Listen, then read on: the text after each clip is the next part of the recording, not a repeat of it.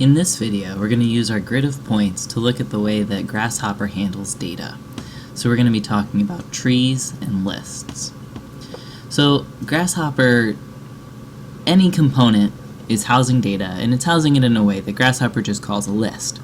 And then that list can be broken down in multiple ways. So right now we have our grid of points that we made in our last example. What we did is plug in a points list component to that, which just displays the number of each point. And I also plugged a panel so we could look at the way that Grasshopper's seeing the data and then the way that we're looking at it in Rhino space. So if we look at the way that each of these points are numbered, we'll notice that it goes from 0 to 5 across these lines. And when we look in our panel, what we're seeing is that the grid is broken down into chunks of 6 points. So 0 to 5, 0 to 5, 0 to 5. So each one of these sort of sub-lists is called a branch. For whatever reason, that's just the way that Grasshopper uses language for its data. So we can change the structure of this, and we're going to do that and look at what happens here and what happens in the panel. So I'm going to take the output part of this points, and I'm going to right-click, and I'm going to flatten this data. So now it's going to get rid of all of the branches. So now we have a single list. I'm going to make this a little smaller so it's easier to look at. So now we have a single list of points from 0 to 35. And that's what I'm seeing here, is that the points go from 0 to 35. So flattening the list got rid of all of the branches and made each point exist as a single data point. Okay, so that's interesting. Let's see what else we can do here. So we could also reverse this list.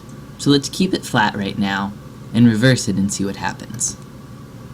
So before, we started at 0 here and went up and down and across, and now 0 has moved to the to this back point. So that's interesting. That wasn't actually what I thought was going to happen. What I expected was that 0 and 35 were going to switch places. So let's do another thing here and see what happens. Let's make also another panel so that we can investigate this further. So I'm going to do // got a panel. So I'm looking at the data that's, let's see what the best way to put this is. So I'm looking at the data that is coming out of the grid. And so I've got branched data,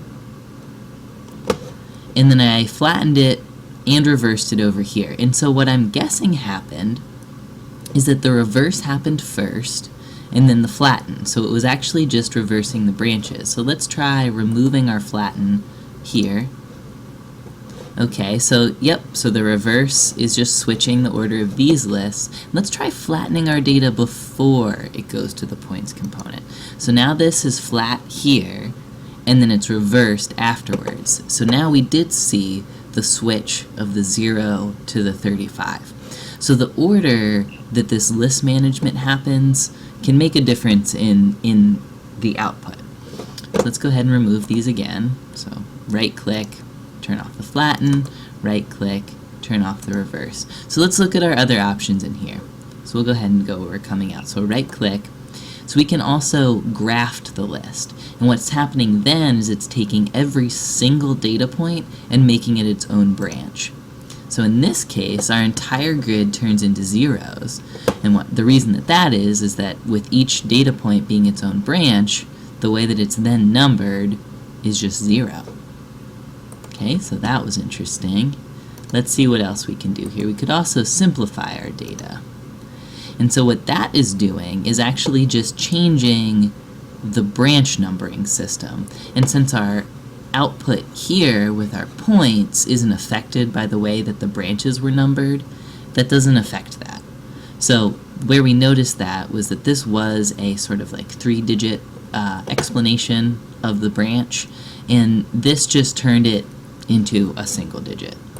So if we remove that simplify, we see that this was explained by 3 points.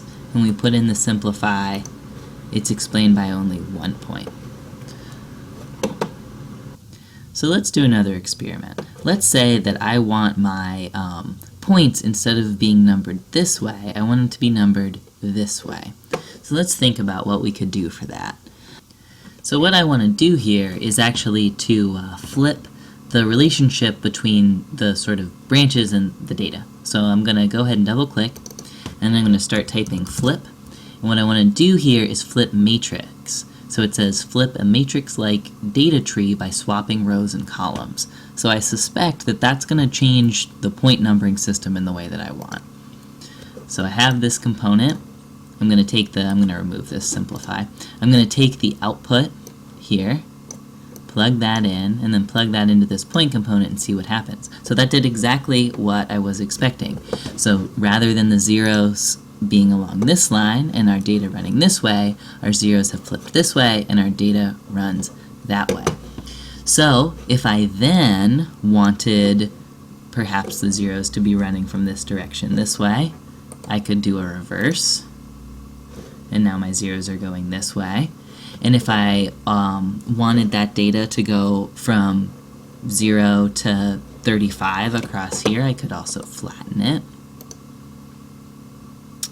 That did not do what I was hoping for. Right now I wanted to start that 0 on this side.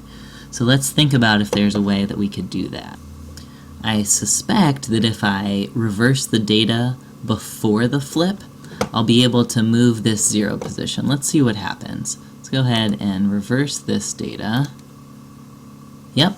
So now I have 0 running this way to 35. So hopefully from this video you'll be able to see some of the ways you can start to play with data management using the tree structure of Grasshopper.